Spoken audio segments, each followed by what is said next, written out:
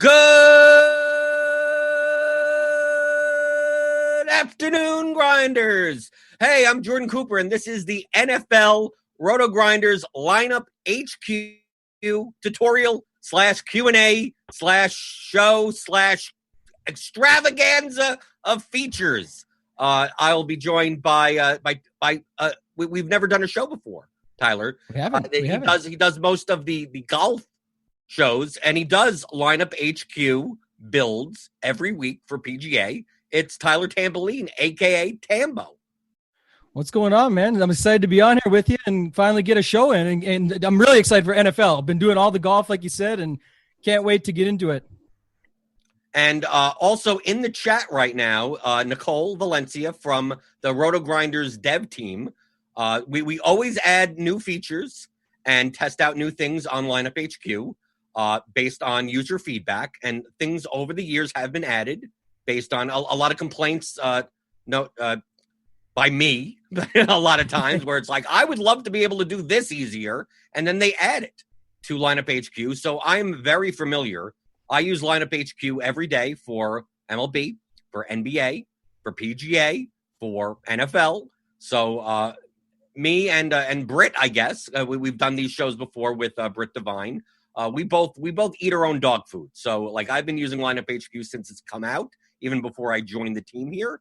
So I don't want to call myself an expert, but kind of am. I know Tambo does a lot for PGA, and the same concepts apply to all sports.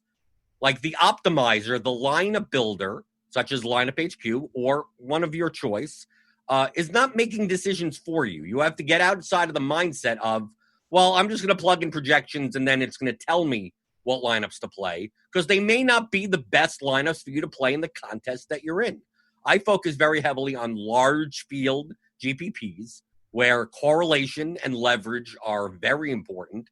And the median projection is not necessarily the be-all, end-all of my lineup construction. And Tambo, you probably see that in golf, where you may get some cheaper golfers, some 6K, 7K golfers that may project well from a median perspective. You get the Stuart Sinks and the Jim Furyk's that have good cut potential, but maybe not show up in the top 20.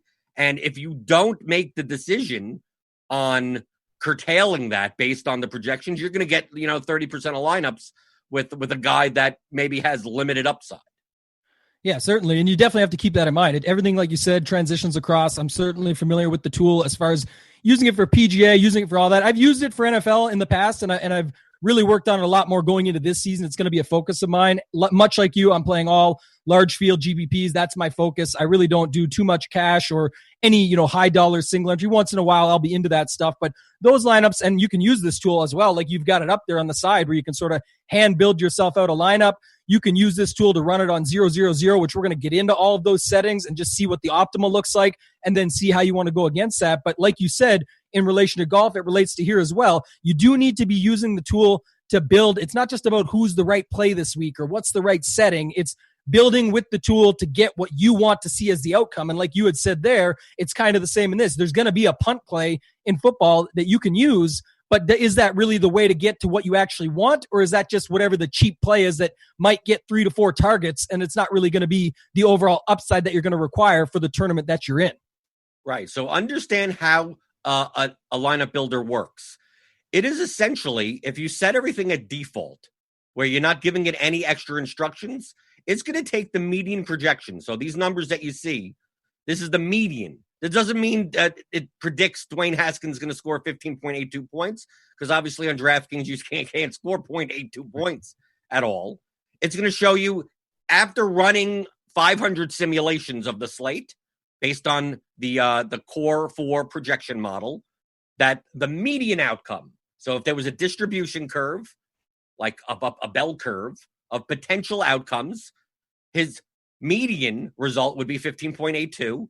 His result, one standard deviation below, would be 9.49, and one standard deviation above would be 22.15. So you have to think of this as the 50th percentile, the floor as about the 15th percentile, and the ceiling as about the 85th percentile. on that curve. So I know it's a little bit of a math lesson, but just to explain what the projections are. So based on, like, we go to running backs here, based on the current initial projections, just realize that I know these are for week one. We're not going to go over plays, and we're not going to go over what lineups we think would be best for week one. These are just for illustrative purposes. These projections will change. Obviously, we have a week and a half to go. Teams are still finalizing their rosters. So these are going to change. So anything that we put into lineups today, don't take as like we're into Miles Sanders or we're into Alvin Kamara. That it just so happens that based on the numbers that we're looking at right now, that's what the optimizer is going to go by. But if we take a look, if you sort by point per dollar on each of these positions, I mean, essentially DFS is about getting the most amount of points for the least amount of money. So based on the current projections, Miles Sanders rates out as the best point per dollar running back play. But that's all the optimizer knows. So it's going to try to make lineups, as long as you don't tell it otherwise, to jam in and create. It's called a knapsack problem. So for instance, if I just zero these out and the sidebar and use optimize, it's going to show me the lineup that, based on that knapsack problem, will give me the total amount, the highest total fantasy points from a median in that middle of that curve. So 137.83. It's Wentz, Sanders, Eckler, Brown, McLaurin, Thielen, Herndon, Kamara, Panthers defense. Based on these numbers. If I change these numbers, this lineup would change. If I could put over here, up over here, I could upload my own projections. I could, if you get projections from somewhere else, you could use them in this tool. We have the Blitz, Derek Carty's projections that you could automatically put in, if you pay for the Blitz, or any other source. You could go in, you could manually. I could think that the median for Miles Sanders is lower, 16, right? Now it's going to put him more in line with Alvin Kamara. So let's say I were to see Miles Sanders is down here. So if I were to optimize now, I don't even get Miles Sanders in the top optimal lineup, and it comes out to 137.59, which is not much of a difference. 137.59 versus 137.83. So that small difference of one point on Miles Sanders changes the quote optimal lineup construction for a median. But of course, we care a lot more about the ceilings for large field GPPs. If we only got 137.83 week one, you're not willing to Millie Maker with that score, no. Right? So it's not just about the medians, but that's what the tool takes into account, as long as you don't switch any other settings, such as we see here with the range of outcomes. So getting into that, by changing any of these range of outcomes, what it's going to do is treat, like if I wanted to move this up to 10%, it would treat Miles Sanders, as an example, at a 17.08 projection, 10% up and down of that. So every time it runs a lineup, 10% of 17 is about 1.7. So it'll treat it as a projection of anywhere from about 15.3 to 18.7. So in some runs, it's 15.3, which doesn't make it as high of a point per dollar play. You use these range of outcomes, unless you're using rules where you don't even care about the ranges of outcomes, but you're using this so it doesn't strictly go by that median projection.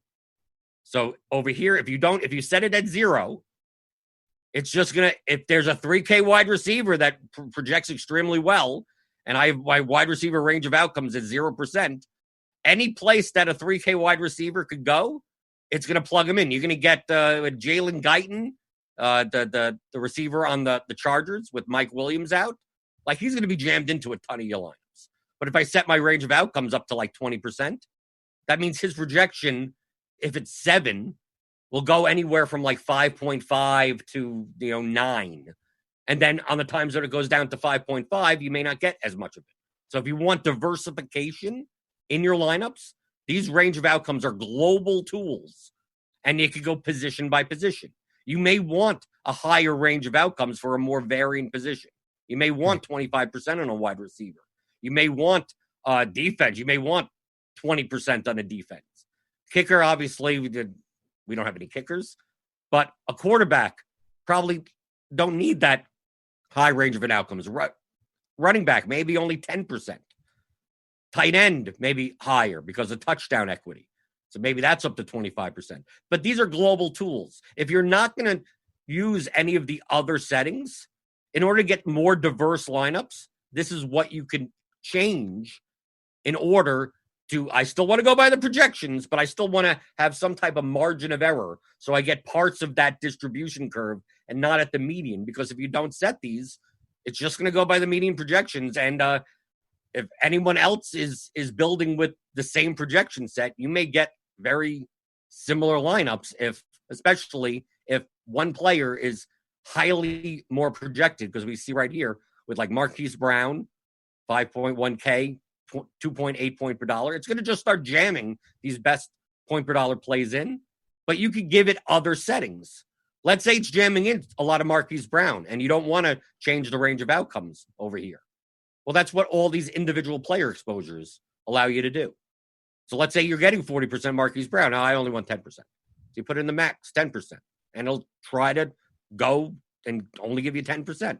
If you want to, if it's not giving you a lot, typically it's not going to give you a lot since it's solving a knapsack problem and it's going by point per dollar. But let's say you want to have a lot of Tyler Boyd one-offs for whatever reason, and you're not getting enough of it. Well, then you could set a minimum. I could set a minimum of 15, and that'll tell the optimizer that, hey, I know you're trying to solve this knapsack problem, trying to give me those high median projected lineups, but I don't mind lower median projected lineups because I'm only aiming for ceiling. So I want more Tyler Boyd. Maybe I want more Mike Evans. Maybe I'm all in on the Brady Evans combination. You put in minimum at 20%, and it's going to go, okay, I know it's going to be lower medians. They may be higher ceilings, but now you're telling the optimizer what it is to do. So a lot of people's mistakes when they use tools like this, like LineupHQ, is that they just go blindly based by median projection. They change a couple of settings, right? They go, I go to the stacks tool. I want to play, and we'll show this off in detail. I want to play game stacks of 3+2 or something, right? So I'm going to go here, right? 3+2, and then just build me 50 lineups, right? I go there. I'm done, right? I'm going to win now, right, Tambo? Right? I just made a little setting. Okay, I heard game stacks are great, right? You take a quarterback with 2 wide receivers and then 2 guys running it back, and I'm going to build it here. So I'm building 50 lineups that look just like that. I'm going to tell you right now, based on the projections, we're probably going to get a lot of the Seattle-Atlanta game, okay? That's what's going to happen. I'm going to predict that before anything happens. Okay, here we go. And we get a lot of Redskins because they're very cheap. Right, here we go. Here are the lineups that come out. Russell Wilson, DK Metcalf, Tyler Lockett, and then Ridley and Gurley running it back. We have Haskins, Sims, McLaurin, and then we have Sanders and Deshaun Jackson running it back. A 3+2 game stack. You're going to get a ton of these. I mean, if we take a look at your exposures right here, you're getting 78% Miles Sanders, 72% Terry McLaurin. You're basically saying these are the 2 games I want, and that's about it. You're not really getting much of anyone else. And then people would just upload this and go, oh, that's what the optimizer told me to do. It's like, well, you didn't tell it to do otherwise. It's just going to go by the base median projection. And do you want these lineups? Do you want all of these lineups? A lot of these lineups, if we look right here, are very similar to one another, right? It's like the same 3+2, and like one guy has changed or the defense has changed. So you have 50 lineups that are very similar to one another. So obviously, if these games go off, all of your lineups are going to be bunched wherever in the contest, very close to one another, because it's only the difference of the lineups is like 1 or 2 players. If you want to have more diversification, you could go into build rules, and this is what you use the number of unique players for. So if I set it at 1, that means the difference between lineups at minimum has to be at least 1 player. That's obvious. You don't want to have the same lineup 50 times. If I set this to 2, that means the difference between each lineup needs to have at least 2 different players, a defense and a secondary wide receiver. tight end, and a running back. But all the other slots, we have 1, 2, 3, 4, 5, 6, 7, 8, 9, 10. 8 of the other slots could be the same. Number of unique players, 3. That means 7 of the spots could be the same, and the three have to be different. So this is a way to control your diversification. In the same way that you use range of outcomes, as your projection goes up and down, depending on the build. If you set it at 0, it's just going to strictly go by that number, that median projection. You could do so with the number of unique players. This is if you're not telling it otherwise. You can get much more detail. These are global settings, right? In the same way that, let's say you don't want to have, we go to my lineups.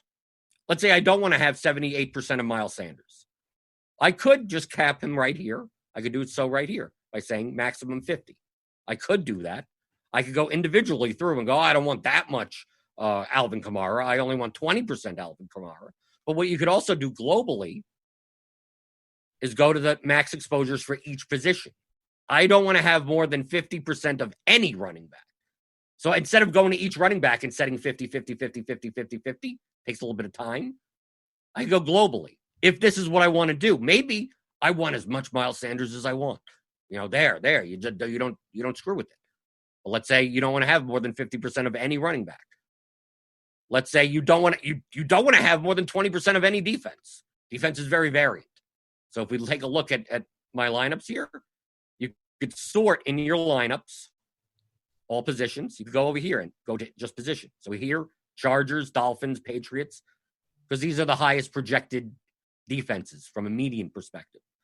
I don't want to have all the Chargers, all the Dolphins. Anything could happen in football, especially in the defense position for DFS.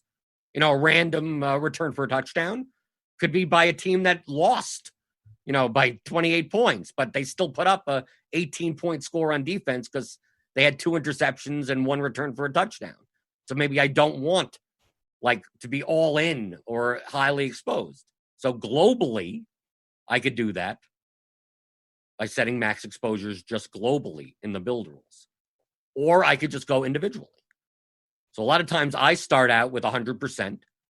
A lot of times I'm making builds and I'm not just pressing this build button once. I'm not setting it all through, going and know exactly what's going to happen and then building and then uploading. It's like, no, I'm typically making the settings that I think I'm visualizing my build in my head.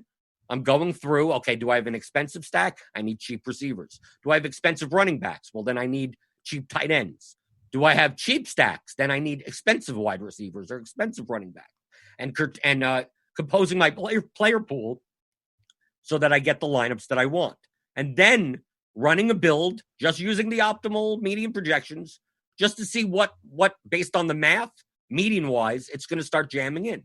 Then I go, okay, maybe I don't want 52% of Steven Sims. And I go, okay, now I got to go back and make different changes. So I probably press this button on Saturday night before I go to sleep.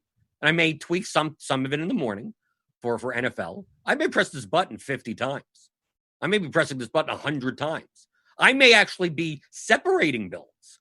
Maybe I have 100 lineups, but I have 20 and 20 max, and then I have large field ones. Maybe I have a couple of single entry ones that I'm making 10 lineups for, and maybe I'm separating them out. Maybe in the smaller field, I'm playing a lot of Eagles stacks. So I just want to really drill down and make sure I get my Eagles stacks done correctly, and then saving those, and then using the CSV, cutting and pasting over in Excel, just those lineups. So I may have several builds because you could build, it'll save all your builds on top here. So let's say we go back and we give it some instructions. So let's say we go back and I'll show off exactly how to use the stack tool. I'm just going to go over the global settings now. So let's say I want 3+1 game stacks. So basically I want quarterback with 2 pass catchers, wide receiver, tight ends, and any player running it back, right? So that's a 3+1 game stack, and I want it at 100% of my lineups. Okay, now I'm going to build 50 lineups, and let's say I don't want all the Miles Sanders, right? So I'm going to just put him at 50%. just him particularly. And I'm going to build again.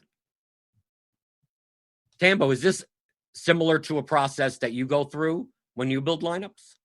Yeah, I think a lot of the stuff you talked about was good. As far as, like you said, just the global generic settings, that's, if you were starting out with this, hopefully this video can help you guys as we go through it. And I'll teach you a lot further and more strategic advanced settings that you can use to help build more unique or diversified lineups. But I think if you are just starting out with, say, a 20 max build and want to work at it, you might want to just start with, picking a few quarterbacks, setting up a stack type like Jordan just showed you, and then playing with some of those first settings that you mentioned with the max exposures. And then, like you talked about, what type of diversification do you want? So I like to be a little bit wider on wide receiver because it's definitely a much more variable position. Running back, I'm typically going to trust my projections. Now, I still want to get unique lineups and be a little bit off the page, so I might put it up a little bit, like the kind of way you set it up, 10%, 25% for wide receivers, something like that makes a lot more sense to me.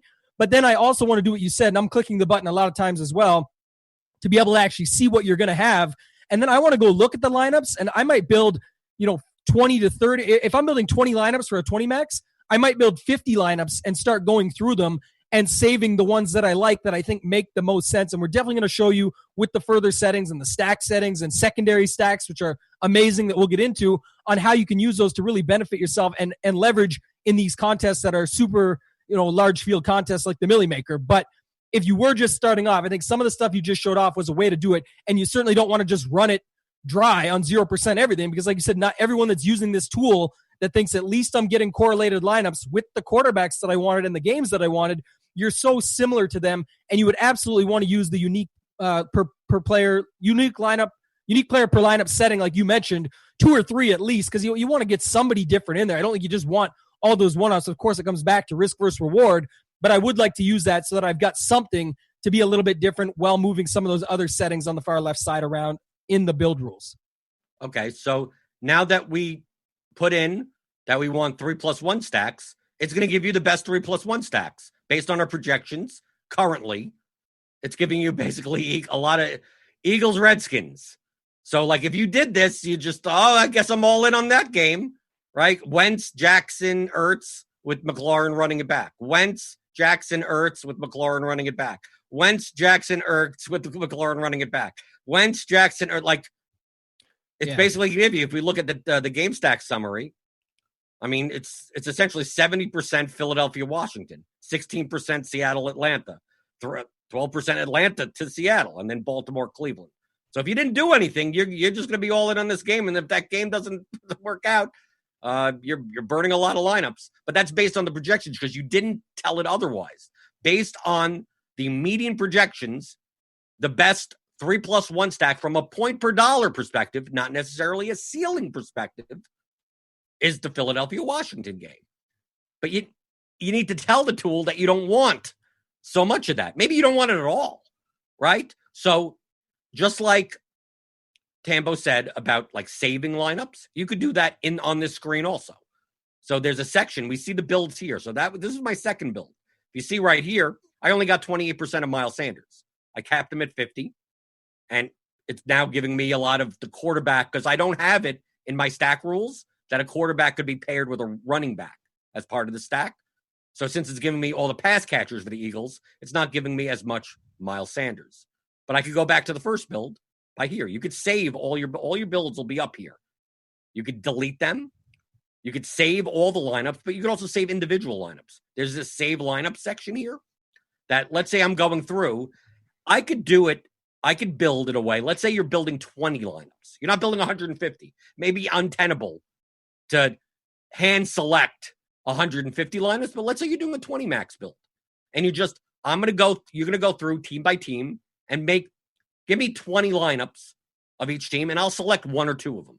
So I could go through and go, okay, I got this. I got McCaffrey in there. I got Ertz. I don't want a 2 tight end build, so maybe not Herndon and Ertz. I got Ridley as a one-off, Marquise Brown as a one-off. These are high, these guys could put up 100 yards and 2 touchdowns type of games. So maybe I look at this lineup and go, Wentz with Jackson and Ertz with a McLaurin run back. I get Kamara, Eckler, and Ridley one-off and a Marquise Brown one-off, the Dolphins defense. I go, I like it. You press this heart button like that. It'll be in your saved lineups right here. So I can click over to save lineups and it'll just show me all the lineups that I've saved. And then I could export that.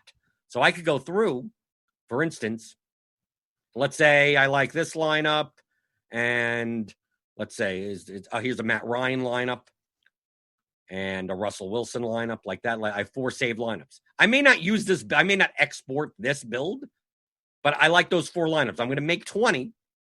So I'm going to go to 4. Here's the 4 lineups that I have. And let's say, for instance, you want to switch something around manually. Well, you could do that on the screen also. These selection buttons. So let's say I don't want Austin Eckler here. It'll show me all the players I could fit in. And let's say I want to play Joe Mixon instead for $300 cheaper. There you go. It'll show you have 49.7. It'll show you the projected median wise.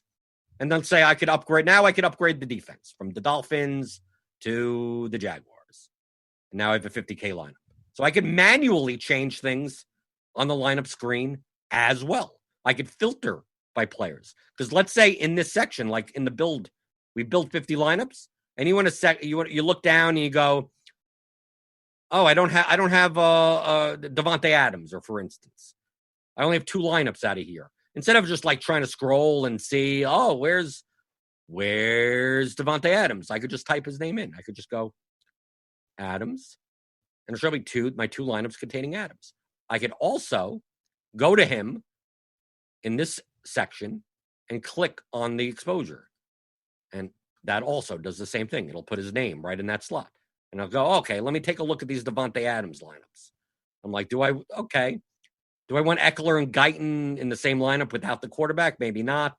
So I don't save this lineup. Maybe I like this lineup, so I save it. So this is a way that if you're building 20, if you're building 10, like a small amount, where you're not making the build just to build all 20, you're making the build just to see lineups. I'm going to go through and see what Eagles lineups I can make. I could go through and see what Chiefs lineups I can make. And then hand selecting the 20. You may have 10 builds up here of 10 different teams. And you go, I'm going to select the best 2 out of each and then save those. I have 20 lineups, and then I export that, and that's what I play in the 20 max. So you don't have to necessarily use the build and try to build all of your lineups, everything together, 150 lineups in one build, and have that be the best build and to upload that. You can go through manually and save the lineups. I'm assuming, Tambo, that's kind of what you do, especially like in golf. You may see some lineups that you may end up seeing lineups that you never thought of in the first place and go, well, that's it. I'd never thought of, like, yes, I could play that guy in the flex, and it allows me to play 2 cheap running backs, and it's something I never thought of beforehand until I made a build. Yeah, and I like that a lot better for football because, like I said, stacking's involved, and it's so easy to look at it. And like when you showed even just using the swap in, swap out tool, I'll use that more in something like if I'm building, 3 lineups in the 555 or something, and I want to make 10 and then have a look. Now I'm saying I really don't want that defense, or I might use it here. You showed off with, how to use the percentage. If you go to quarterback, click on Carson Wentz percentage, you can start seeing all the lineups with him and who he's got. And you noticed it was a lot of Deshaun Jackson, Ertz with McLaurin the other way. Well, first off, even if that's what you wanted, clearly the optimizer is telling you that that's the 3-in-1 build that you're going to see a lot of, meaning a lot of other people are going to have that build. So you have to start looking at, well, where's my other wide receiver? What's the ownership? And I know right now you don't see projected ownership in there, but we can assure you that will be in there. And that's one of the best features of the tool, in my opinion, for a couple reasons. One, when you're looking at your builds, you can say, okay, if Deshaun Jackson's going to be the most high owned, because everyone knows Deshaun Jackson pops off week 1 every single year. Of course, we got to get him in there. Well, everybody's doing the same thing. So that's where you can just click on him, bring him down. If you were doing it manually like that for a smaller build, but in the tool, you might want to either cap his percentage or find the wide receiver 2, pump it up some, and then at least get some more of those builds in there. So when you're going through and seeing the Carson Wentz builds, they are all 3-in-1s, but do you really want all of the same 3-in-1s? Not likely. So I would use that for that.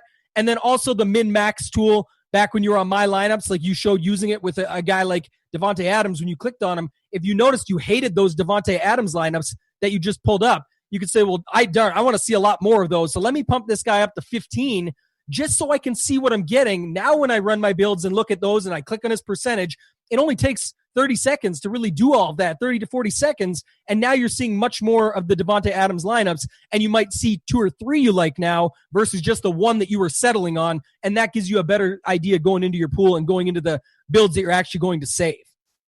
Right. It's about using the tool to generate the lineups that you want, not the lineups that the optimizer based on, that's why it's very important to understand what exactly an optimizer does. It's just a calculator solving a knapsack problem.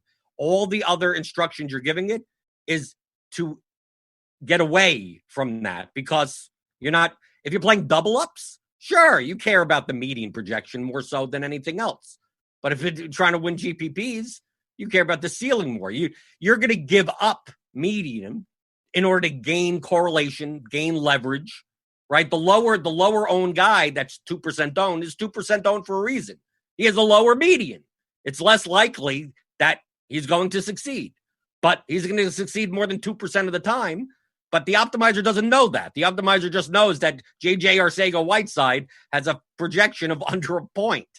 But maybe he's the one that catches the touchdown on a 3 wide receiver set, and he gets 12 points, and he's better in the stack than Greg Ward, right? Than Zach Ertz. So but the optimizer just looks at him as a bad player. It's not going to give you any of him, right? And typically, I'm just going to jump in quick, but typically to your point there, the optimizer is also going to want to force the highest projected per dollar plays, like you mentioned at the top, which guess what? Most of those plays are extremely high owned. And also guess what? When you look at the Millie Maker winning lineup, there's typically at least one play under 5%. So what some people even do, and I'm going to go back and forth here real quick, but we're talking for big, large fields, MME, Millie Maker style contests, then yeah, that would make sense to just flip Deshaun Jackson to J-Jaw and have somebody else in there that's going to be extremely low owned, upgrade somewhere else, maybe get off the chalk in one more spot, but you're not getting crazy. You're still using what the optimizer wants. And then I wanted to relate that to even, girls playing high dollar single entry. Some just play the best lineup or whatever the best median lineup is, to Jordan's point, that will come up. Let's say the Blitz. We saw it last year. The Blitz almost took down the Millie Maker, I think, at one point with the optimal, which was a crazy week. But I'm saying you can just run that lineup and then look at it from that perspective. How can I add in more correlation to what the optimal is if I do really like 6 of these 10 plays? What are those? What's the 4v4? And that's where you can even use the tool, like you were showing earlier, to start making some swaps. And that might be one of the first swaps I would make is Deshaun Chalk, which when ownership shows up, he will be. You could swap down to a guy like that, swap up your defense to make it different because anything can happen. Swap another wide receiver because it's a highly variable position where anything can happen. And now you're using the optimal, but you're using it to leverage yourself in a different style tournament. And then even in something that's high dollar, smaller field, you're being a little bit different from everybody else in there. And if it's enough that even one thing happens in your favor, that could mean the difference of you taking it down. Okay, let's go over a couple of more global rules, and then we'll go through a build process. So very similar, if you're not going to get as detailed in and you want to be able to control things globally, depending on your build, you may say, I don't want more than 50% of a running back. You may say, I don't care about getting all of one person. You may not even know until you build. Maybe I built and I get 78% Miles Sanders, and then I think to myself, do I want to be that exposed to Miles Sanders? And then I go, what setting will not allow that to happen? Maybe I want to lock him in. There may be certain players that you go, nope, I just want to be all in. And you just basically hit the lock button. He's in 100% of lineups, and then whatever happens, happens. Okay, you could do that also. But other global settings are salary. So you could set your minimum and maximum salary. For the most part, on main slates, I try to set my minimum at like 49.7. You want to more salary, the more production usually. I mean, that's why the pricing is the way it is on these sites. This is more useful probably on shorter slates where duplication becomes more of an issue. You're playing a 2-game slate, and if most people are going to spend most of their salary. So if you're jamming in the best plays and spending 49.9, your lineup could be duped 274 times. That maybe you set the minimum salary at like 47.2 and the max at 49.4, just so you're getting different lineups. But on main slates, I'm more likely to try to spend as much as possible. But a lot of times, if you set it at just 50,000, so it's automatically going to jam it in, most of the time that just changes your defense. A lot of times, because defense is the most variant. So a lot of times I just want to set it a little bit lower for me, because it improves the diversification of my defenses rather than whatever fits in. But depending on the lineups that you want to make, you could do whatever you want. Flex exposure. Let's say you don't want, a lot of times, double tight end builds. There aren't enough high upside tight ends on a main slate that a double tight end build has the highest ceiling. So maybe I want to have how many wide receivers and running backs? 60%, 40%, 0%. This all depends on the pool that you set up. Maybe you're playing a lot more cheaper running backs. Maybe you have 10 running backs in your pool and you don't want more than 50% of one. Well, that means you're going to have a lot of running back in your flex. So set your flex exposure accordingly. Let's say you have a lot of cheap wide receivers in your pool and you're going like, I'm going to take Sanders, McCaffrey, and Kamara. I'm going to use them as my core running backs. And then I'm going to rotate a lot of wide receivers. Well, your flex exposure may have to go down, right? So you could get more of those wide receivers. So depending on your pool, you could control your flex exposure here. If you set everything at nothing, the optimizer is just going to do whatever the best median projected thing is. Remember, I'm just going to highlight this over and over again. You tell the tool what to do. And if you don't, it's just going to go by those numbers, median wise. And then if you get, I got 35% of some guy I didn't want, well, don't come crying to me. You're the one that told it to do that. Other global settings, a minimum and maximum. One quick note I would say, Jordan, just on that, and you made a good point there, is that with the flex exposure, I would, no matter what you do, make sure you do something with it, because to your point of what it's going to put in there, it actually will put a lot of double tight end lineups in based on their median, because they are a cheaper price position on, let's use DraftKings for the example. And so those are really high point per dollar plays, even though we know that's not really what the outcome's going to be and the ceilings are terrible, but the medians are strong typically. So you'll see a lot more two tight end lineups, which, like you said, is not really something I'm extremely interested in when it comes down to flex. I want to use a lot more running back and wide receiver than I do tight end. So that's just one quick note I would say. Right. And you also have an option for premium members, minimum total lineup ownership percentage and max. For large main slates, I typically don't even use these because I'm controlling my leverage individually. But let's say you're getting two chalky lineups and you don't know why, right? I didn't set many settings and now I'm getting lineups that have way high ownership and I'm playing the Millie Maker. Well, you could see we could take a look at my lineups, like ownership right here. Oh, well, we don't have ownership in yet. So that's all. But it would show you normally. Yeah, you'd be able to see it. It would show you the total ownership here. So let's say this number was high, right? Let's say, McCaffrey's 30% owned and Deshaun Jackson's 30% owned. And maybe the optimal, like you take a look at the optimal and the optimal lineup has like 190 or something like that. And you go, well, any lineup with a 190 cumulative ownership is probably way too chalky, doesn't have enough leverage for a large field GPP. Maybe you go in and go, I want to set this at maximum 150. And then you build again, and maybe you see those 150 lineups are still a little too chalky. Maybe you go down to 120, right? It's a slate-by-slate basis. Sometimes, if you're going to play and go like lock button a 40, 50%, we get some weeks we get those backup running backs that were not priced up that become like ridiculous, like last year, like Jalen Samuels, or like the 4K guys that are now getting like a 7K, 8K roll that you may actually consider like lock buttoning or have 80% of. Maybe you have to increase this up, but then you have to know that you're going to get a lot of that running back, but you need to increase your exposure on like the low owned wide receivers. So you may have a max total lineup ownership that is fairly high, but it includes like a lot of chalk and then like a 2% owned guy. Or 5% owned guys, and you're good now. So even though the total lineup ownership looks fairly high, it's actually a very unique lineup because it's a lot of ownership in like a couple of spots that's counting for the 150, and then like two that are really low. So if you set this too low, if I set this at 100 and I wanted to jam in 40% owned guys that I think as my core, it's going to make some lineups that'll look really weird because it can only spend 20% of ownership on the rest of your lineup.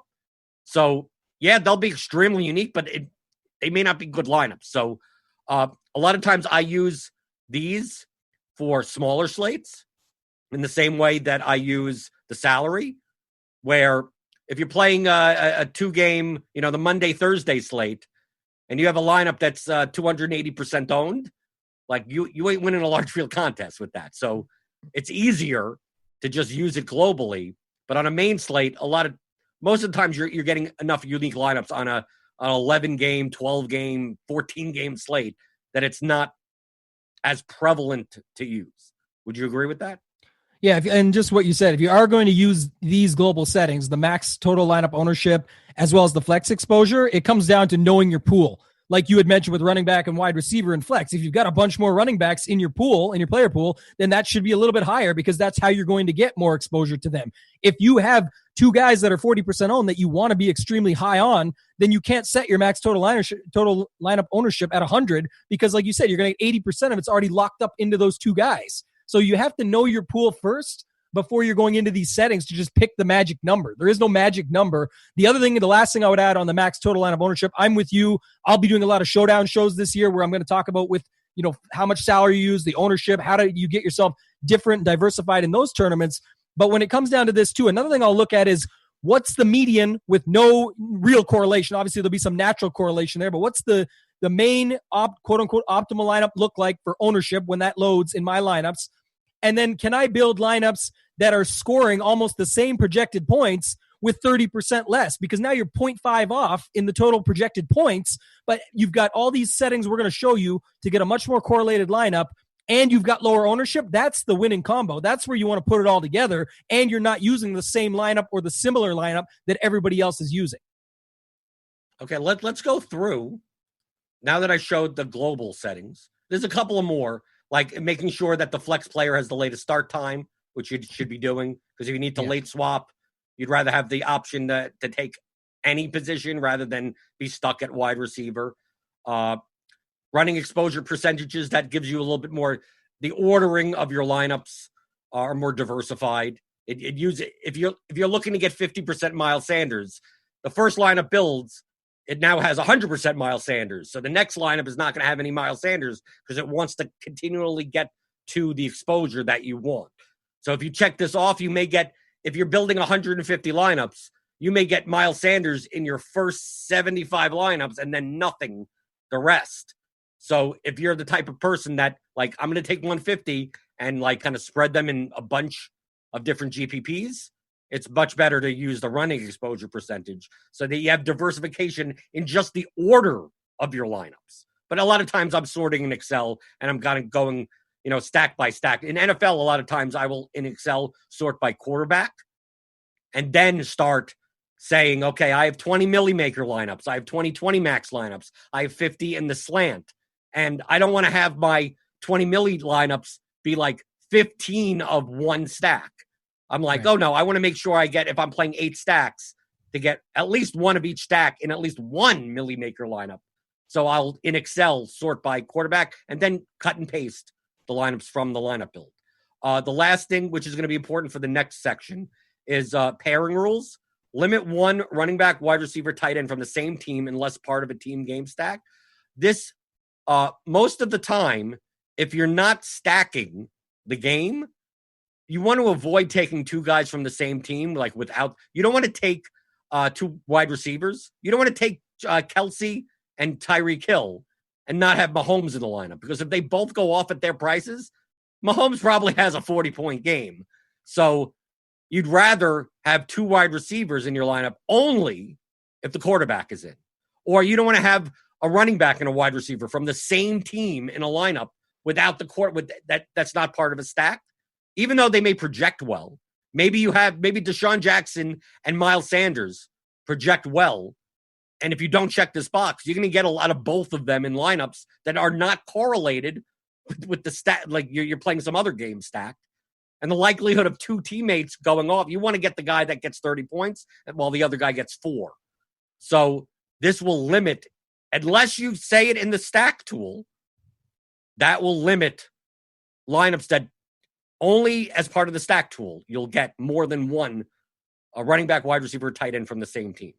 So if you see that you're getting that and you forgot to check that box and build again. So let's go through. We talk about customizing your player pool. I do. Most people don't do this. I'm surprised. I consider to be an outlier. Tambo, I think you do this also. That I don't just like, okay, give me all the players. All the players are in here, and if I happen to get, let's say, if I get Anthony Miller, I get Anthony Miller in a lineup. Well, do I want to play Anthony Miller? I don't know. Do I? I mean, you could be a little bit more precise in your builds by hand selecting the players that you want to be in your player pool to begin with. Because the optimizer, if you leave all the players in, it's going to use whatever it needs to fit the median projection and put them in your lineups. You're gonna enter the Millie Maker.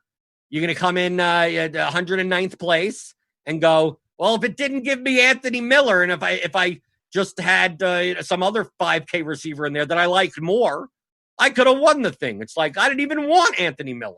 Like, don't have any Anthony. Like, no one's forcing you to do that.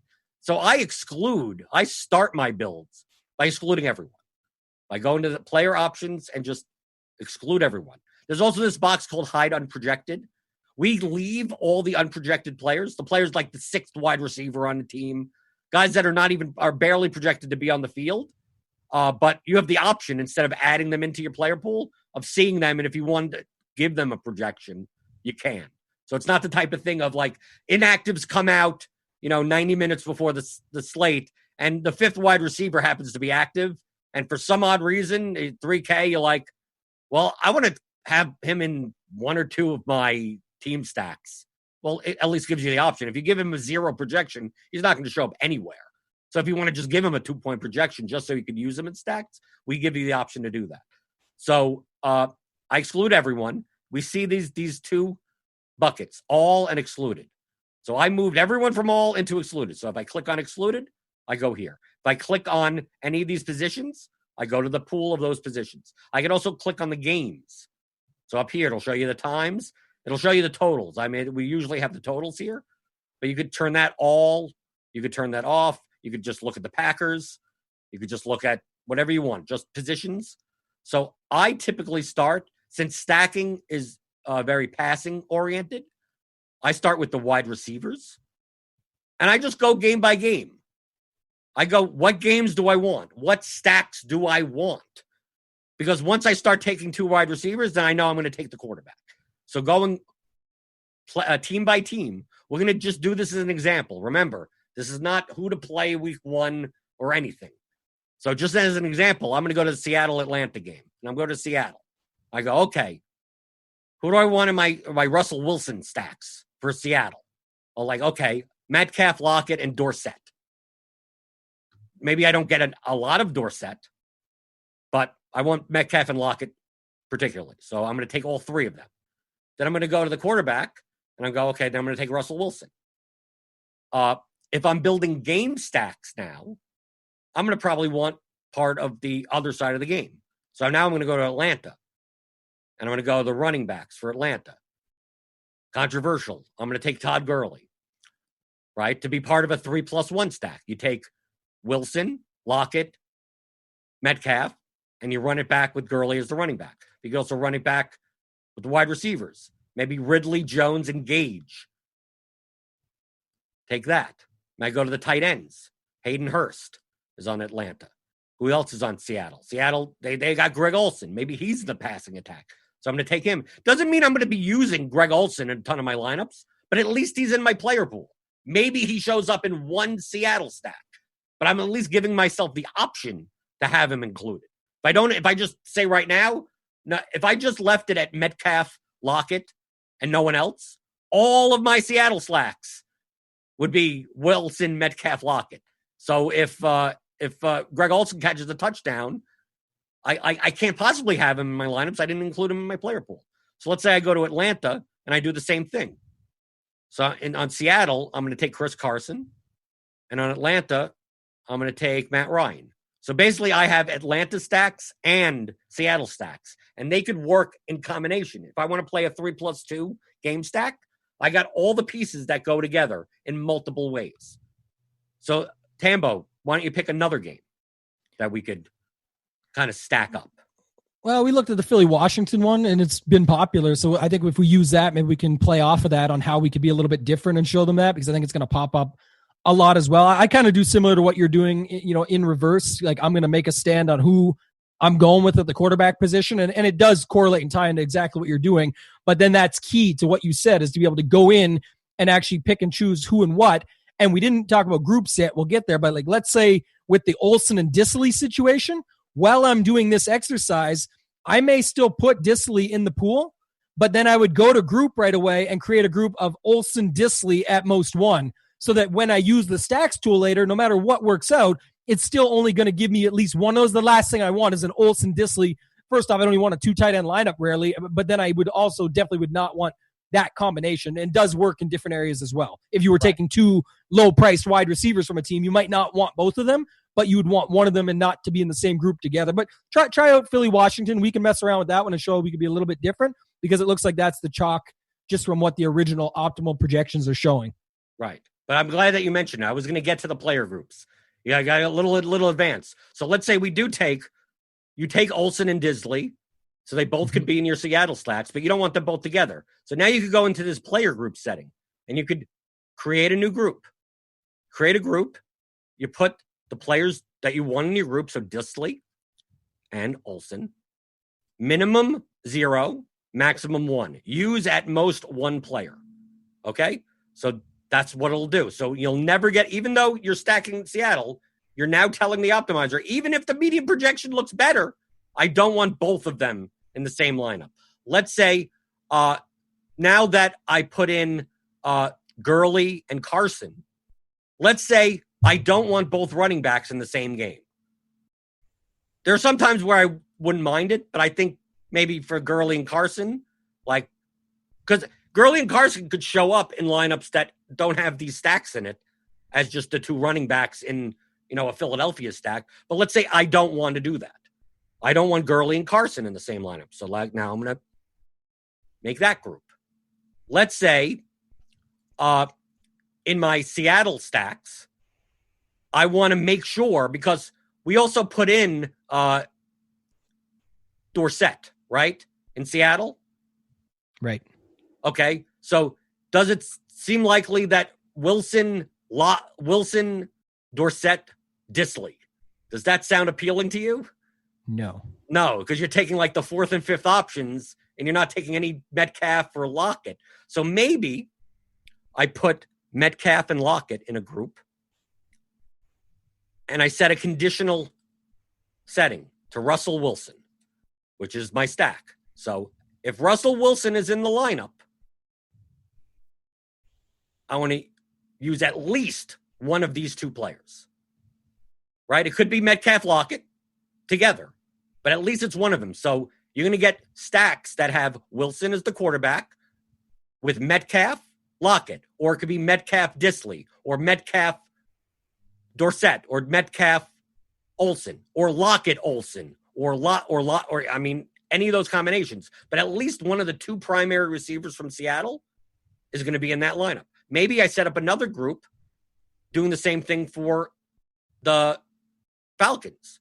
I set my conditional player as Matt Ryan, and I want to make sure to have Jones or Ridley, because remember I added Gage to the player pool, and I don't want I want at least one of these 2 between the 2. This is what you do when you go team by team.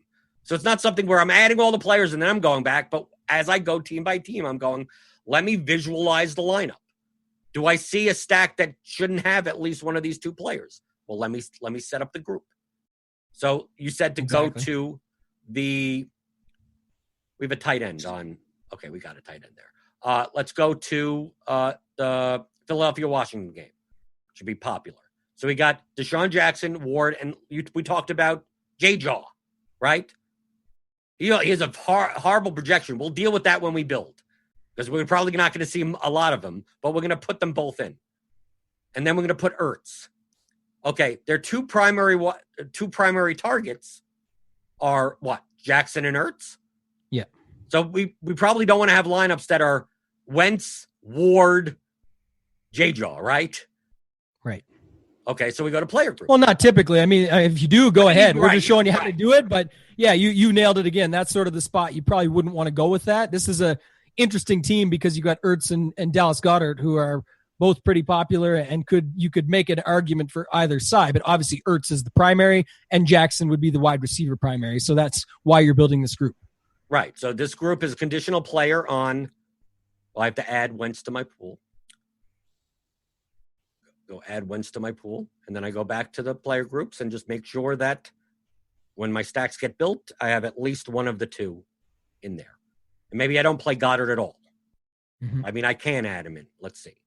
So I add Goddard, and maybe I don't want the two tight ends together. So I'm going to go in Ertz and Goddard. So there we go. Use at most one player, right? Because you're visualizing the stack before you build. So you're not getting these Goddard, Ward, Eagle stacks with Steven Sims run back just so you could jam in McCaffrey and Kamara and everything. Right. Because that may have a slightly higher median projection, but the ceiling on those lineups is probably not that high. But the optimizer doesn't know any better. It just knows medians. So you have to tell it. You have to basically give it instructions. We're going to go to the other side. Well, also, let's add Miles Sanders, and let's go to Washington. We're going to add Adrian Peterson, for instance, and we're going to add the quarterback, Dwayne Haskins, wide receiver, McLaurin, Sims. We even have this Gandy Golden guy. We'll throw him in. Maybe we don't even use him. Sometimes you're adding these third and fourth wide receivers that you're making builds, and by the time you end it, you may not have any of these guys, and you may not want any of these guys. But at least they're in my player pool, so I get the option of seeing that. So we got Jeremy Sprinkle in there. So now we got all the pieces for Philadelphia, Washington. And maybe in this game, I don't mind having Sanders and Peterson in the same lineup. Miles Sanders does catch passes out of the backfield, right? Peterson could fall in the end zone twice. Mm-hmm. But maybe in other lineups or somewhere combination, I don't mind both of those running backs in the same lineup. Maybe you do. If you do, you'd set up the player group so they're not both in the same lineup. Maybe I choose not to. I go, no, I don't mind those two.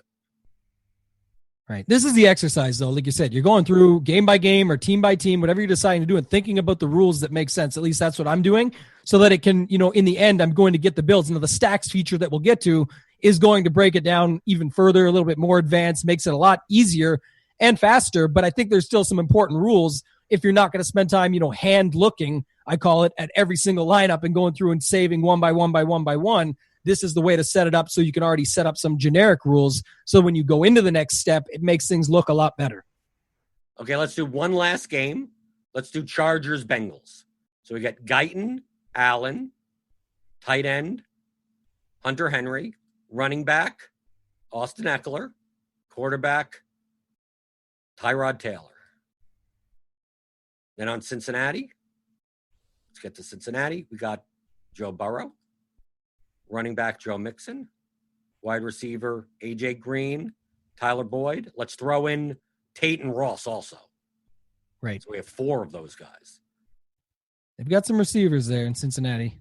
Tight end C.J. Uzomah. But now for the Chargers, we have wide receiver. Okay, let's go to all. Guyton, Allen, Henry. I don't mind Eckler as our pass catcher, so that's fine. But now on Cincinnati, since we selected those 4 wide receivers, I want to do the same thing by making sure that I have at least Green or Boyd in line. I don't want to Tate Ross, right? I don't even want Tate and Ross together ever. I was going to say, you could just set that rule. No, Tate and Ross at most 1. Right. So we're going to go in Tate, Ross, at most 1. But then I also don't want Tate Uzomah, right? Mm-hmm. Ross Uzomah. So I'm going to make sure that Boyd and Green, using the conditional player, Burrow, tied to the quarterback, that at least one of Boyd or Green is in the stack. So it could be Boyd Uzomah, Boyd Ross, Green Tate. So yeah, and you could add Uzomah to the group 7 as well, right? And just still keep him in the max of 1. You really don't want any combination of those two together, right? You just want to make sure, and then your other rule, make sure you have one of the others with one of these, so then you've got the right setup. Right. So there we go. Mixon and Eckler. Maybe I don't mind together. Okay, that's not a big deal. Okay, so we got these 3 teams. Now, if those are the only teams that you want to stack, you still want one-offs. You still want, the best projected plays on other teams. So even though we may not be stacking other teams, maybe we go in and add Christian McCaffrey. I'm going to add some running backs. Okay, I want to play some Christian McCaffrey, some Alvin Kamara, some Le'Veon Bell, some Kerryon Johnson. I'm not saying to play these guys. I'm just saying we're just what you would do as an exercise. Yeah, you can add 15, 20 guys if you want just to see what you get, but you need to have other guys in there. Right. So if you're trusting your projections, sort them by point per dollar, just start loading them in and then see how your lineups look when we get to building them later. And then you'll have to do the same for wide receiver, keeping in mind, like you said, know your pool. When you're putting these running backs and when we get to secondary stacks, you're going to need to have some options across from them to be able to make those secondary stacks work. Right. So let's say we take Devin Singletary. We're just looking through. Maybe we even go game by game. Let's go to a wide receiver. Okay. We're going to take some Marquise Brown one-offs. We're going to take Adam Thielen. We're going to take Devontae Adams. We're going to take maybe Jamison Crowder. Michael Thomas, you got to take him. And I'm going to make sure to take, just to show you, take Ronald Jones. Exactly what you just did, yeah. Right. You're going to say, everyone will see why I'm doing it that way. What other running backs did we take? Just to make sure. Let's see. Christian McCaffrey we took. Who's on the – we don't even have anyone on the Raiders in here currently. No, it keeps wanting to give Jacobs with him. I had to set that rule up yesterday because I don't really want them. Even though you can have them, like Jacobs can get in the end zone, and obviously Christian McCaffrey can catch 20 balls in a game, depending on the game. But the idea of just that setup of running back, if you didn't want those 2 running backs together, you'd have to set that rule up. Right. So where's Tampa Bay? Let's go to Tampa Bay and grab Chris Godwin. And what other wide receivers? Let's see. I have to put it all on. Probably need some cheaper wide receivers. Let's say Preston Williams. We're just looking for cheap guys. Christian Kirk. Okay, I think that's pretty good for now. Yeah. T.Y. Hilton, let's take him. Let's go into tight end. We're going to take some Herndon, some T.J. Hawkinson, some Kittle's an expensive one. Add him to the pool for certain builds. Some cheap Tyler Eifert, maybe. Jack Doyle. Anyone else? I don't want to take Gronk. Put Hooper in there because I think we've got Marquise Brown, right? You could have that opposite. Yep. We got maybe Jared Cook. We're just adding people. This is not exactly what we do for week 1. We're just literally, this is just for illustrative purposes. And then defenses. Right. So typically, for me at least, because it's such a varying position, I play all the defenses except the ones that are my stacks, are against my stacks. But there are plenty of times where, if you're taking a stack against Jameis Winston, that the stack could go off and the defense gets 2 return touchdowns anyway. So there are situations where you could play a team that goes off and the opposing defense also scores. But for the most part, I'm going to avoid I'm going to take this. I'm avoiding the games that I stacked. So those defenses I'm taking out. So no Chargers, no Seahawks. I think the global setting too, right, is in there already for 0. I was going to say on Showdown and stuff, I'll talk about using a guy against your team. Obviously you have to, it's 1-on-1, but even in smaller slates, like the afternoon only, and there's 3 games, I might allow 1 person against my defense from the offense of the other team. But it's sort of the same type of thing here. But, with defense, there's just so many variables. I don't mind getting quite a few of them in there and then just seeing how it shakes down. And I might even do something like set my max exposure on defense to 20% so that I can just get a bunch of them fitting in there and anything can happen, right? And that can be the difference maker for you week to week. Right. It says Washington football team. That's it, man. Won't even say that they don't have a name yet. So I got all these defenses in. I got the quarterbacks in my stacks, because if I'm stacking in GPPs, I don't need one-off quarterbacks, right? I'm only playing these stacks. I got plenty of running backs in here at different price points. I mean, I have a lot of, let's see, I got, carry on, Peterson, I could, expensive ones, cheaper ones, wide receiver. I got expensive wide receivers. I got enough cheap. Yeah, I got enough 4K guys down there. Yeah, tight it's ends, good balance. Right? Because this is how lineup construction works. If you don't have, if you're only going to play, like, I only want to play Ertz or Kittle, it's like, well, you better have cheap wide receivers, because in order to pay up at tight end, you need to pay down at least one other spot.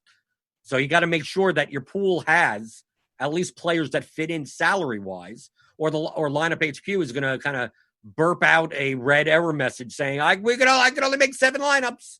Like, something's wrong. Like, that's typically because your player pool and your settings are too restrictive, and it physically can't make those lineups. So going through all this, okay, now that we got our player pool that we want, now we got to set up the stacks. That's where we go to the stacks section. We set up our player groups, right? We want to make sure that we don't have, 2 crappy wide receivers in the stack. We already done that. So now you may see some more things that come up when you get to stacks, but for the purpose of the video and the time factor, I think you're right. You'll just see it as they come up, but this will show us how to get there. Right. Okay, so this is where you go to control what stacks you want to play, okay? You want to basically, in the top section is the team that you're keyed in on, and the bottom section over here is for game stack purposes if you're running it back with anyone, okay? You could do multiple types of primary stacks. So let's say we want to just make team stacks. So I want to have team 1 use the quarterback and 2 pass catchers, not a running back, and no one running it back. And I'm going to set it. I'm just going to all none it. And we're going to set that for Philadelphia, which would be Wentz and 2 pass catchers without Miles Sanders. Washington would be Hoskins and no Peterson. We go to where we have the Chargers, Bengals. We do that for that. And then we do it Seattle, for Atlanta, Seattle. Where Atlanta, top right. There we go. Atlanta, Seattle. Okay, so basically, this will be quarterback and 2 wide receivers or tight ends. Let's say there are certain teams that have pass catching running backs, and I do want to have those stacks also. I may want to add another primary stack and have it be with wide receiver, running back, tight end, like this. So it includes the running back in it with no run back. But do I want to do that for necessarily the Redskins? No. So it's Adrian Peterson. Let's say we don't do it with that one. Right. Miles Sanders is a running back that maybe we do want to do it. But Peterson really doesn't catch balls out of the backfield. And I don't really want a stack of Haskins, McLaurin, Peterson probably. So I don't check it there box. Eckler we want. Definitely. Mixon? We don't mind Mixon, maybe. No, I don't mind Mixon, sure. Okay. And then we get, do we want Carson? Can use them. I mean, this is where it gets subjective, but it's built how you want it. But yeah, thinking about the big ones, I'm not thinking about Gurley catching a bunch of balls necessarily, nor Adrian Peterson. So I may just leave Atlanta and Washington unchecked. Like, you've got it. Right. So now I have similar type stacks, but this one includes the running backs. I could set my exposure on the different types of stacks by targeting this rule. So let's say in team stacks, I want 30% team stacks, basically 3 plus 0. But I also want a couple that are like 10. So now I still got 60% of my lineups left. I'm going to add another primary stack underneath here, and I'm going to do game stacks now. So I'm going to do a game stack with very similar to before, 1 plus 2, and then 1 player from the opposing side. Let's say any of those players. So obviously, since we set up our player pool, we could do it for all the games. So this is easy. All the 3 games that we have. And I'm going to target that game stack, let's say, in 40% of my lineups. Right? So I got 40 plus 10 plus 30. So I got 80% of my lineups done. Let's say I want a certain type of stack, that game stack that is more like running from behind type. It's like if Peterson's in and Peterson's going nuts, like Philadelphia, like I like that the guys like Gurley and Peterson, like if they have like 30-point games, like this almost has to be a shootout on the other side, right? So I'm looking at Washington and Atlanta, just those two. Maybe I only include this in 10%. And I want just the running. I want to make sure that it's basically Gurley or Peterson is the run back of. Yeah, and just a point on that, a lot of people hear run back and think that means they're coming from behind. It's not that. You're saying that you believe the running back just scored 3 touchdowns, and now the other stack is coming back because of that. So 2 early touchdowns in the first quarter for a guy like Adrian Peterson, and now it's going to be the Ertz, Goddard or Wentz with Goddard or Ertz like we talked about, or with Deshaun Jackson, etc. that we've already set up in the rules, but that's the type of stack you're going to get for that 10% of your lineups. Right. But I key it in on these 2 teams. I use these check marks that I don't want Miles Sanders. I mean, I'm going to get some of those lineups anyway. I mean, like some of these lineups percentages overlap with one another, but I want to make sure I get some of those lineups. That's why I set it at 10%. I said these at like 10%. And then let's say my last primary stack type for the remaining 10%. Give us the like super stack. Give us super the game full stacks. Yeah. Right. You go there, you select all the teams. Maybe I don't want Washington and Atlanta in those because I already have the running back run backs. So I'm going to do there both of these and Seattle. And I want basically super everything. So basically, I don't mind either running back on both sides. So this is a 3+2 stack. So it's 3 from one team and 2 from the other team as a run back in 10% of my lineups, but not Washington. So this is Hoskins is not going to be in as part of the key quarterback. You may get 2 Redskins as part of a Wentz one, and I'm not going to get a Ryan one where it's Ryan and then like Lockett Carson coming back. I'm putting in 10% of my lineups. They equal 100. You don't have to be exact on this. It's going to go with whatever ratio. So you could make these primary stacks 200%. It's going to look at and go, you want, about 40%, about 4 more than this 10%. So like 4 to 1 and 1 to 1. So like you don't have to get, it should be more than 100. If you don't make this more than 100, the remaining percentage is just going to be like unstacked lineups that it could make. So it needs to be at least 100. Okay. So let's just build based on this and we'll show second stacks afterwards. So I'm going to build 50 lineups. That looks something like this. Obviously, the more rules that you put in to LineupHQ, it'll make this go a little slower. Yeah. So if you're building 150, like don't necessarily, I'm going to change one little thing and then make 150. I'm going to change one little thing. It may take you quite a while to do that. But the more settings that you put in, don't make your lineups at 12:58 Eastern and then expect that you'll be able to get them in time. So now we look at here. We could look at the team stack summary.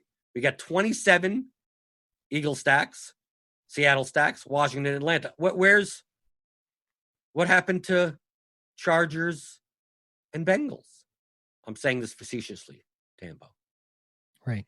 Well, we didn't set any max exposure caps, so obviously the Philadelphia Washington game, from a media perspective, is going to give you all of that. So we have to cap that. You could control stacks primarily through the quarterbacks because that's the main part of the team that is controlled by the stacks. So let's say instead of 54% Wentz, that's minimum. Maximum 30%. Let's say Russell Wilson, we make sure because it may end up going to Seattle. So let's say I'm going to set both at 30-30. Maybe set Haskins. So we got 30-30. Maybe I probably have to set it even lower. Maybe Russell Wilson at 20, Haskins at 20, Matt Ryan at 10. So we've got 50 to 80. So there's 20% left. So we should be able to get some Chargers, Bengals by now building another 50 lineups. So this is kind of how you troubleshoot. Most people just go in and go, they won't check this, and then wonder when the Chargers-Bengals game goes off, how come they have no lineups, right? But I put it in, and I uploaded it, but you got to look. Okay, now let's take a look at this. Now we get some Burrow and Tyrod Taylor. Maybe you want more of these guys. Maybe you don't want this, based on the medians, this is what it would be. So you would fool around with this. We don't have to necessarily do that now, but you'd fool around with this. So you'd see, look, Wentz, Sanders, Jackson, Washington. We have no Washington run back. So this is part of the 3+0, right? Gets Wentz, Sanders, Jackson, right? Because we also have on the build rules number of unique players 2. So we can at least see 2 different players. If you're seeing 2 similar lineups like doing this, maybe you increase it to 3, right? But a lot of times if you're building super game stacks, you're going to have lower amount of unique players because like 5 of the players are part of the stack. It's almost impossible to get more than that unique players. Yeah, and if you go back to my lineups for a second, you'll see it in the second lineup there, I think it was with Herndon and Hawkinson. See what I was saying about if you don't use that, it just naturally looks as that. It's like that's got the upside, but it's not. That has the good median. It doesn't really have the upside that you would expect typically. Right. So we could go, if you see that, you go, okay, I don't want 2 tight ends at all. Now you can play like the way to do it manually. You could go into player groups and just basically set up a group of all the tight ends and set max 1. But that takes a little bit too much time. So I'm just going to go into build rules. I'm going to put running backs in 50%, just as an example, which I can't move my mouse. 50%, wide receiver 50%. So that'll prevent that. So now I'm going to build again. I found something that I don't want. So I'm going to use whatever setting I need to use in order to limit that. So there may be 3 or 4 different ways to do that. It's a matter of what setting accomplishes your goal. So it's not there's no correct settings. It depends on what you're looking to do. But that looks good. Like, look at that first lineup, and clearly that's a good lineup. Right. Okay, here we go. Now we're going to get a lot more. Okay, we got Sanders, we got Kamara, a similar lineup. Let's go to defense. Using a lot of the Dolphins, a lot of the Patriots, okay? So, I didn't set a rule or like that. So I'm going to limit my defense exposure to max 20%. Go back to my lineups. Okay, we're going to take a look at like running back. We're getting a lot of Kamara one-offs. Obviously, I'm going to get a lot of Sanders. I'm going to get a lot of Eckler. They're part of stacks. I'm going to get McCaffrey. Then I'm going to look at wide receiver exposure. I'm getting a lot of Marquise Brown as a one-off. Do I want 64% Marquise Brown? Maybe I don't. Maybe I only want 20% as a one-off. I'm looking at the one-offs. Thielen. Do I want 30% Thielen? Maybe I want to make sure to get some different wide receivers. Got Julio Jones, Steven Sims. See it? Like, I put in a lot of wide receivers, but I'm only getting 4% Michael Thomas. I'm getting so much Marquise Brown. So now I want to cap that there. So I start getting the lineups that I want to get. Now, let's say you want to add additional correlation. You could add second stacks. Because in a primary stack, let's say you're playing 3+0, quarterback and 2 wide receivers. Well, correlated lineups could also be like a running back and wide receiver from opposite sides of a game, right? Or even 2 wide receivers from opposite sides of a game, or 2 running backs from the opposite sides of a game. So you could do that in the second stack. So this is not keyed in on a quarterback. It's already made the primary stack, and now it's going to try to find a running back from one team and a pass catcher from the other team in your player pool. And I could just set this at, you could go through team by team and go, is that what you want? Sanders, McLaurin. I don't mind that, right? Peterson, Jackson. I don't mind that. That's why when we went through, I was going to say, I personally like leaving it all on. It's not to get off, but I think that the big thing here, and I know it depends on how much time you have. I've got more time to go through it. The reason I like to leave it all on is because I definitely want secondary stacks. But what I also want to see is what maybe stands out as a unique secondary stack that I'm like, that's actually a good idea. I didn't think of that one. And now when I'm picking and choosing and saving my lineups, I can see what might be a little bit different, especially for the larger field tournaments, because not everybody's going to be doing that or taking the time. And typically that's what it comes down to: time, effort, putting it in, using the tool, all the things we just showed you to go through to then have the, sort of the pick of the litter on what you want to move forward with, and some that you don't want, you can just X out. Right. Now you could set this at 100%. I mean, obviously we have a smaller player pool, so maybe I can't get all of these. So I'd say 50%. So 50% of my lineups have at least a secondary stack in it, just for example purposes. So now that I made that secondary stack, I curtailed some of this Marquise Brown. Maybe I don't want more than 50% of Kamara. Maybe I don't want more than 50% Miles Sanders. Terry McLaurin, maybe 40%. I still want him in stacks or something like that.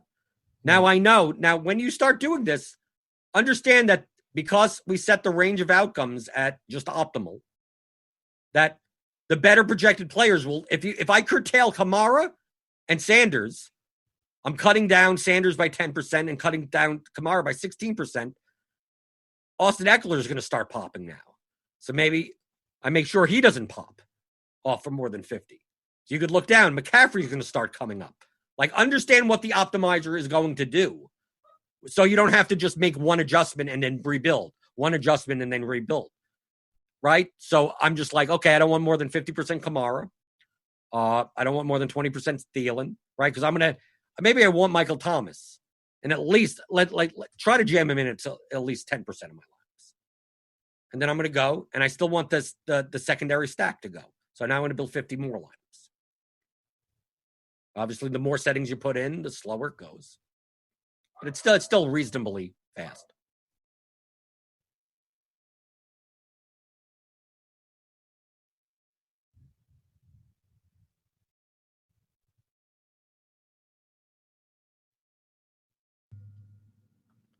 Okay.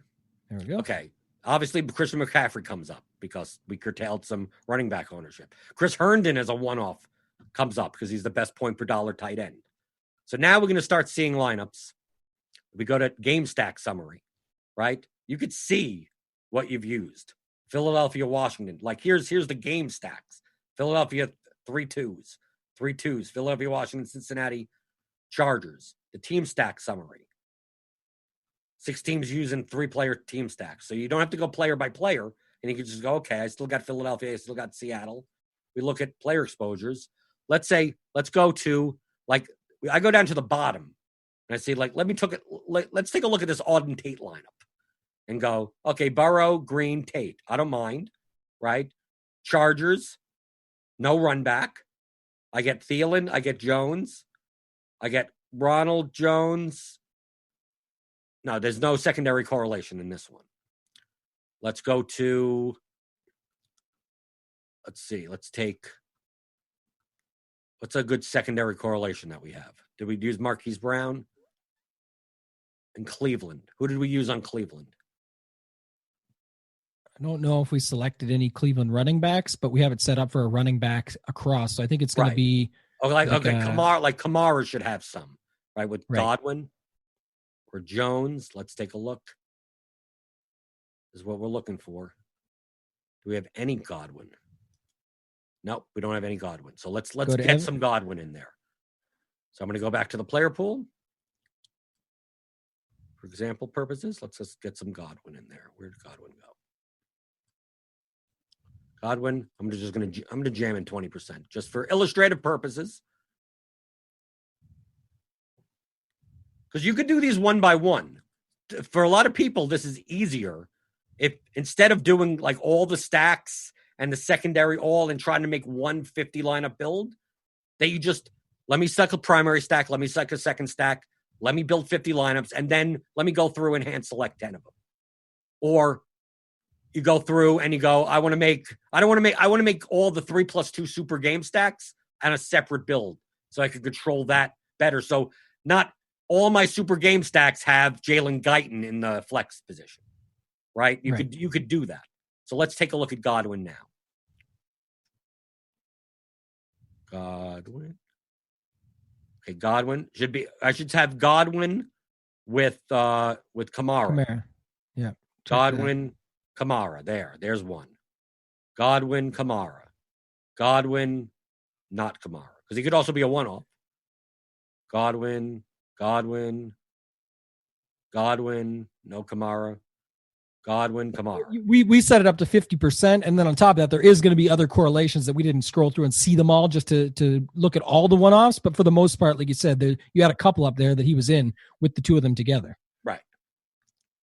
You could go through and see where all the correlations would be. But we still got, look, a 52% Dolphins defense. Is there a reason we're getting that? Probably because the way our player pool is going, I'm trying to jam in too many high-priced players because Dolphins are the cheapest defense, right? Yeah, that's the reason. So I'm trying to jam in like all the Michael Thomas. Like we go to Michael Thomas. Yeah, and again, that'll change your build too. I don't know if you set a max up on them, but if you max them at a certain number, typically it'll force different builds. But like you said, it depends on who you've got in your pool. Back to knowing your pool, knowing what you're trying to create. That's sort of a big part of it there. That's going to cause that, right? It's the cause and effect. Right. So if we curtail this down, let's say we take out the super game stacks, I could just disable this. So like I could just check that box. I don't have to delete it. And I'm going to delete this one. And let's go back to very simple. Let's say I'm just going to use the 3+1. So I'm going to set this to 100%. So 3+1 out of our 3 games. And then the secondary stack, let's start adding a couple of more players just so we could show what I'm just going to add a whole bunch on the top. Even Fournette. I got Fournette as a 0 in there. God bless the people that drafted him in season long in the first round. Yeah. And I'm going to add some more of these guys. So I'm just going to pretend I wanted all these players, but just to show some correlation perspectives. Okay. So now I'm just building the 3+1s and having a secondary stack. I could also have a third stack. It's very rare that I use a third stack. Typically there's like running back defense. I don't think it's right.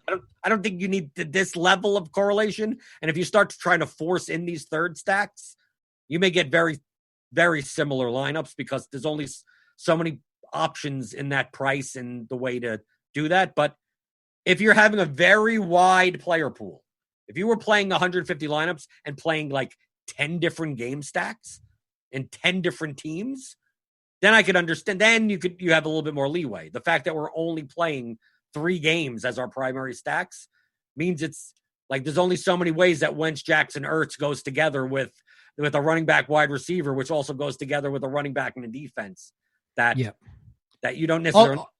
That's also why, like I said, I like to keep them turned on, because if you start then picking it down even to the next step of what the obvious settings would be, then you're getting even more duplicated or likely duplicated when you do it that way. Right. So I'm going to set the secondary stack as 100%, and we're just using 3+1s and a secondary stack of 100%. You could also use, if you want to do it much more detailed, you could go into what's called the stack finder, and it could find the stacks for you if you want something in very particular. This is primarily if you're building like 10 lineups or 20 lineups or 5 lineups. Like I could go here and go, well, I want Philadelphia. I want to see all the 3+1s, right? Right. I just want to see find the stacks. Run it back. Where am I going? I don't know why it's not running. Oh, because I didn't select player 3. Okay, there we go. Right? It'll show you this. It'll even show you like the ownership of those players combined, the median points. So let's say you wanted to make sure you had a Gandy Golden run back. You know, like you could set this up and put make sure I have 2% of that stack if you wanted to. I find these more useful if you're making small amount of lineups, where it's like, like the 5 stacks of, you want Wentz, Jackson, Ertz. I want Wentz, Jackson, Ward. I want like I already know, and I'm only making like 10 or 20 lineups, and I could just pick those out and like, no, I don't want the possibility of Goddard in my lineups. I just want this. I don't want Gandy Golden in my lineup. I just want Steven Sims or something like that. You could do that in this section. But most of the time I'm using quick stacks. So building 50 lineups with this. I hope everyone sees that that's watching the video or in YouTube chat that like we're in the process of telling the builder what to do, not letting the builder tell us what happens, because it'll spit out lineups and go, I didn't tell you to do that, and then you fix it. They're set. You don't know. We didn't know beforehand that we get a lot of Herndon and Hawkinson together. And they're like, oh, that's right. We don't want two tight ends in the same lineup, so let's make sure that that's on. There may be slates where you do. There may be a 3-game slate that has Ertz and Kittle on it that maybe you do want both tight ends in that case. Maybe there's a really cheap tight end that a 3K tight end on a Thanksgiving slate that's like, well, I could get different by playing two tight ends because less people will play two tight end lineups. So depending on the slate and depending on your player pool, you may have different rules. So if we take a look at this first lineup, Wilson, Metcalf, Lockett, run back, Calvin Ridley. We also have let's see, do we have a secondary? Sanders and McLaurin, yeah. Yep, Sanders and McLaurin, right? Those are the best projected ones. So obviously they're going to show up more. So if we go scroll all the way down, we could sort by total fantasy points. You could sort by salary high to low, total ownership high to low, which obviously right now we don't have any ownership, so that'll be 0. So you could sort by these methods. So sorting by fantasy points, I'm going to go down to the ones that don't have the good medians. They have high ceilings. So let's take a look at this. Burrow, Green, Boyd with Eckler as a run back. And then we also have a Godwin Kamara as a secondary stack. Uses 50,000 in salary. We could go up over here. Haskins, Sims, Sprinkle. Oh, maybe we don't want that. Maybe we want to make sure McLaurin's in there. So this would be a lineup I'd look at and go, maybe we do. I forgot to add that group. Do I want Sims, Sprinkle? Or do I want to make sure that all my Redskins stacks have McLaurin? Maybe you don't. But we also see here the Kamara Godwin secondary correlation. We also have Miles Sanders as that run back to the 3 Washington football team players. I got to be politically correct. That's right. We all know them as the Redskins currently because it just seems kind of weird to just say the Washington football team. Let's take a look. Do we have, let's say, the Tyrod Taylor stacks? Go to all positions. Oh, we didn't even get any of them. Okay. It wanted to give us, we got a lot of the Joe Burrow ones, so we didn't even get that. So that's something that you would adjust in your next build. So let's go to Matt Ryan. Okay. Matt Ryan, Calvin Ridley, Julio Jones. Seattle, run back is DK Metcalf. We have Ronald Jones. Do we have a secondary in here? Yeah, it's Sanders and McLaurin again. Oh, Sanders and McLaurin again. Any of the higher, like you said, the high median lineups, they're going to be looking at that. Right. Here's one that the secondary is Singletary Herndon. Ryan, Jones, Ridley. Metcalf. With the run back of DK Metcalf, and Singletary Herndon is the secondary correlation. And then Jalen Guyton. One off. Just a note. So I don't like that lineup at all, but the idea of seeing the single, like if everyone's going to be on Herndon week 1, maybe it's not Singletary, but that's why I was saying you leave that in there, because you start seeing if everyone's going to be on Herndon, but not use that in a secondary stack, who can I use or who do I like from Buffalo that I could put into that stack to make myself a little bit different while still going with a value chalk play that everyone's on. Right. So this is why it's important to just go through your lineup. I mean, I spend most of Saturday night going through. I'm going to be making, in most NFL slates, 100 plus lineups. They may not all be in the Millie Maker, but I'm across a bunch of contests. I could make 100, 150 lineups. Like, I may not be necessarily going like every build I make, lineup 1, let me take a look. Lineup 2, let me take a look. You know, may not go that, but I'm looking at the key things. I'm going through all positions. I'm going through the wide receivers going, I want to make sure I look through and I go, well, I only have 10% Michael Thomas. Do I have anyone on the other side? I mean, it would be Michael Thomas and who are they playing? The Bucks? Yeah, so it would be Ronald Jones, Michael Thomas. So I would need to make sure that I have enough Ronald Jones, because Godwin's showing up a lot as the Tampa player, but to play Godwin and Thomas in the same lineup uses a lot of salary cap. that may not go along with the stacks that I'm making because I'm playing a lot of AJ Green and I'm playing a lot of Zach Ertz. So going through here and seeing, let me see what my Marquise Brown lineups look like as a one-off. Is it too chalky? I look through here and I go, Russell Wilson, Metcalf, Lockett with a Hayden Hurst run back, and then McLaurin Sanders. I got way too much McLaurin Sanders. So I would look to, like, if I don't want that secondary stack, let's say, for instance, I'm not saying that you should do it. Let's say I'm getting away. I only want Sanders and McLaurin in game stacks and team stacks. So in order to get rid of them from my secondary stacks, exactly, I just get rid of those two teams. So now let's say I build this again. These 50 lineups are probably going to come out fairly differently from the past 50 set because it's not trying to jam in Sanders and McLaurin in a lot of lineups. So these lineups should look quite different. Yeah, and I'm glad you showed that setting just in the downtime here quick, because a lot of people might go to player groups and just say at most one, but then you're losing them in the game. You can't do that. You need them for those game stacks. So that's the way you just did it, is exactly what you should be doing. Right. So obviously your overall Miles Sanders is going to come down because it's not going to be using Sanders McLaurin as secondary stacks. And you're also going to see your McLaurin exposure go down a bit. It still wants to use it a lot as a one-off. So I visualized this when I selected it, knowing that once I check those two boxes off, once I take these two off from the secondary stack, it's going to lower their ownership, which means it's going to push up your exposure to better point per dollar plays at those positions. So if you're getting too much Marquise Brown, it's because he's the highest projected point per dollar currently in the projections. And if you're curtailing other wide receivers, it's just going to give you more of that. It's going to give you more Eckler, Kamara. If I take a look at the running backs and you're like, well, I'm barely getting any Joe Mixon. Yeah, because he doesn't project very well from a median perspective. And he's not being used in a lot of stacks because you're not using running backs in the stacks. So let's say I want to get 10% more Joe Mixon and I don't want as much Todd Gurley. So maybe I cap that at 20. By doing this, I'm probably going to get a little bit less Christian McCaffrey, probably a little bit less on all the other running backs. Maybe I don't want 48% Austin Eckler because he's not in many stacks. So I take a look at that game. Like, I'm not using that game that much in stacks. So between the two quarterbacks, it's 20%. So 20% are stacks of that game, but 48% is Eckler.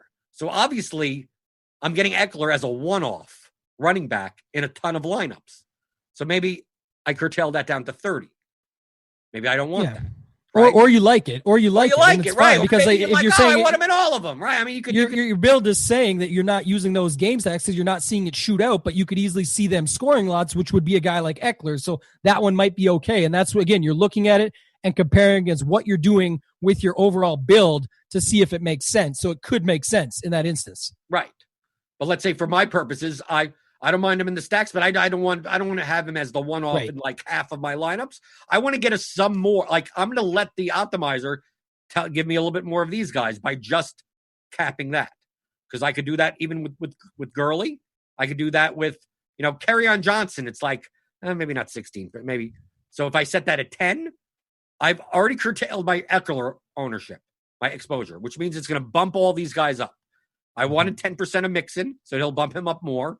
But once it starts bumping him up, I don't want to end up with 30% Kerryon Johnson, right? Because it's going to start giving me more Singletary, more Ronald Jones.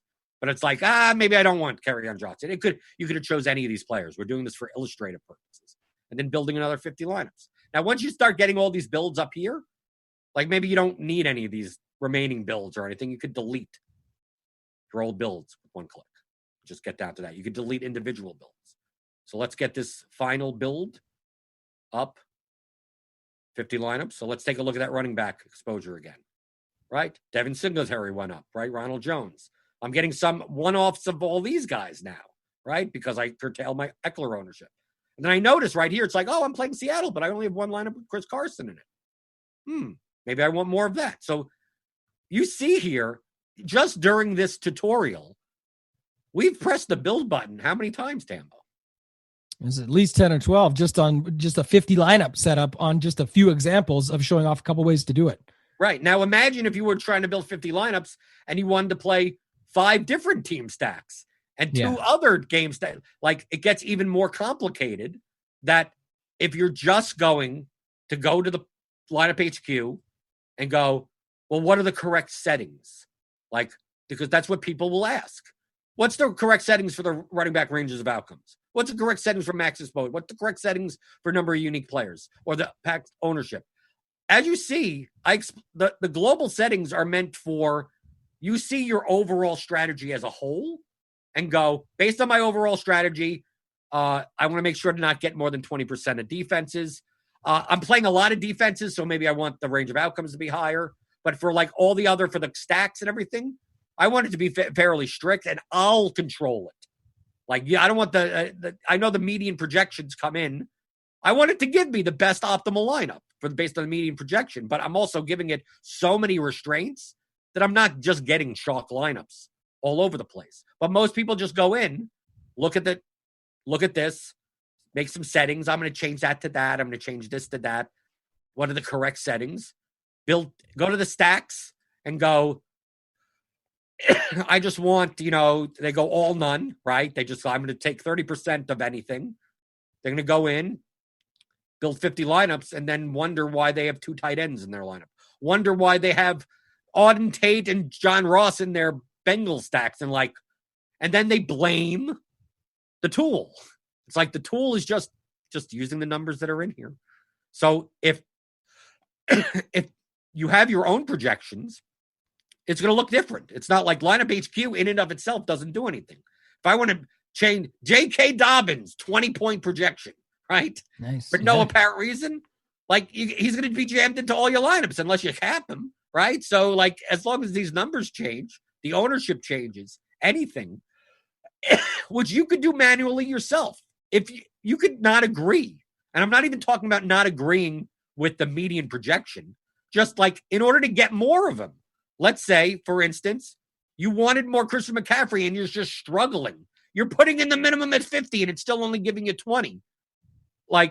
It's probably a salary issue or a positional issue, but another way to do it is just bump up his projection. For Marquise Brown, on the other hand, remember, I was getting so much Marquise Brown. Maybe instead of capping him at 20, maybe I just change his projection down to 12. That's not his median based on our projections, but it's now the optimizer is going to treat him as a 2.4 point per dollar play. So that accomplishes your goal. There are typically multiple ways for you to accomplish the goal in making the lineups that you want to make, that are correlated, that have leverage, that give you as much diversification that you want. Some people, if you study expert players, they go all in on 2 games. They're like, I'm building 150 lineups, and it's 75 game stacks of one game and 75 of the other. Understand that that's not incorrect or correct. That just means they're just taking on all the risk. If those games go off, they're going to be all over the place at all different types of combos. Or you can make 150 lineups and have a game stack of every game. But if that game goes off, you only have 3 of those lineups. So you better hope that the one-offs that are in there are the right one-offs. That's a more diverse set. If you build 150 lineups like that, and let's say you're spending on the Millie Maker, it's $20 or something, so you're spending $3,000, right? Yep. If you have a more diverse lineup set, you're $3,000. If you lose money that slate, you may return $2,000, $2,200. You're unlikely to return 0 because you're going to have some lineups that are going to be all over the placement of that. But if you're going to go all in on 2 game stacks and $3,000 worth of lineups, if those games don't go off, your $3,000 return is $100, or your $3,000 return is $1.2 million because you've won the Millie and you've come in 3rd and you've come in 7th and you've won some other contest.